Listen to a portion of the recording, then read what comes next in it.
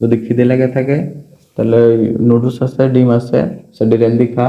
যদি তা মন না আছে তাহলে বাসন কুসন মাইজা। ভাই বইয়ের কথা শুনবেন তো শান্তি মতো সংসার করতে পারবেন, আর যদি না শোনেন তাহলে এই যে আমার মতো ধরেন রান্না করে খাইতে হবে, নুডলস রান্না করে খাইতে হবে। তবে দেখতে থাকুন নুডলস কিভাবে রান্না করতে হয়, আবার সাথে থালা বাসন মাজাও আছে, সাথেই থাকুন, সব কিছু দেখতে পাবেন। আর হ্যাঁ, আমার নুডলস রান্নাটা কেমন হয়েছে অবশ্যই কমেন্ট বক্সে জানাবেন।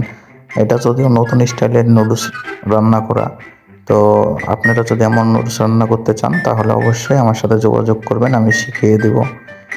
কেমন হয়েছে রান্না খেয়ে রিভিউ দিব ইনশাল্লাহ। ভাই দুঃখের কথা আর কি কব, সব রান্না করা শেষে থালা বাসনগুলো মাজতে হয়েছে ভাই। এই জন্যই বলি বইয়ের কথা শুনবেন, সুন্দর সংসার হবে। নুডলসটা খুব ফাটাফাটি রান্না করছিলাম, এই দেখেন থালা বাসনগুলো আমার মাজতে হয়েছে।